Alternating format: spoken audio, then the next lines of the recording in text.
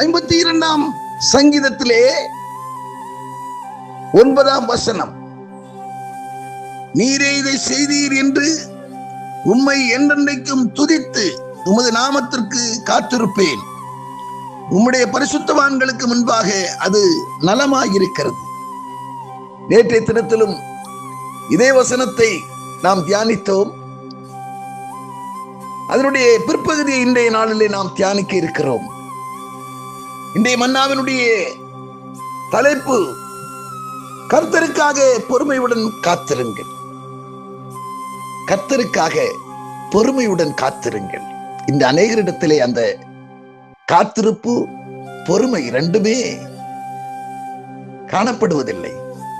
ஆனால் பொறுமையாய் காத்திருந்த தேவ பிள்ளைகள், நம்பிக்கையோடு பொறுமையாய் காத்திருந்தவர்கள் அதற்குரிய பலனை அவர்கள் அனுபவித்திருக்கிறார்கள். ஆபிரகாம் தேவனுக்காக பொறுமையாய் காத்திருந்தபடினாலே அவன் சந்ததி பலகி பெருகியதை நாம் பார்த்தோம். சங்கீதக்காரனாகிய தாவீது அவன் தன்னுடைய 40ஆம் சங்கீதத்திலே சொல்லுகிறான், கர்த்தருக்காக நான் பொறுமையாய் காத்திருந்தேன்.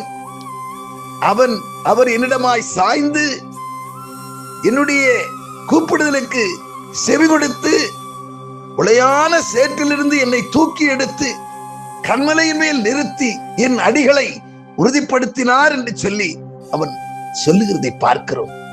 நீ கேட்கிற அருமையான தேவச்சனமே,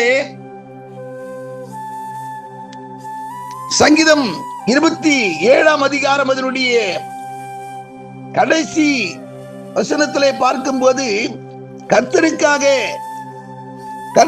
காத்திரு, அவர் உன் இருதயத்தை ஸ்திரப்படுத்துவார். திடமனதாயிருந்து கர்த்தருக்கே காத்திரு. திடமனதாயிருந்து கர்த்தருக்கு காத்திருப்பவருடைய இருதயத்தை கர்த்தர் ஸ்திரப்படுத்துகிறவராயிருக்கிறார். உன்னுடைய இருதயம் ஸ்திரப்பட வேண்டும் என்று சொன்னால் நீ பொறுமையாய் காத்திருக்க வேண்டியது அவசியமாயிருக்கிறது. ஆம், ஒரு மனிதனுடைய இருதயம் எப்படிப்பட்டதாக இருக்கிறது என்று சொன்னால், திருக்குள்ளதும் கிறுக்குள்ளதும் மகா கேடுள்ளதுமாய் இருக்கிற இருதயத்தை ஸ்திரப்படுத்துகிறவர் கர்த்தராயிருக்கிறார். எபிரேயர் 13ஆம் அதிகாரத்திலும் 9ஆம் வசனத்திலே நாம் அதை வாசிக்கிறோம். என்னை கேட்கிற அருமையான தேவச்சனமே, கர்த்தருக்காய் பொறுமையாய் காத்திருங்கள். உங்கள் இருதயத்தை ஸ்திரப்படுத்துவார்.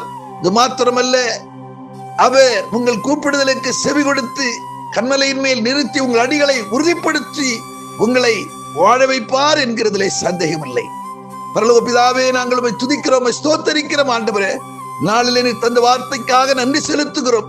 பொறுமையாய் காத்திருக்கிற பிள்ளைகளாக நாங்கள் என்றும் காணப்பட வேண்டுமே. விடத்திலிருந்து ஒத்தாசைகளை, உதவிகளை பெற்று மக்கென்று சாட்சிகளாய் விளங்கைகளை ஒப்புக் கொடுக்கிறோம். இயேசு கிறிஸ்து நாமத்தில் ஜெபிக்கிறோம் பிதாவே, ஆமென்.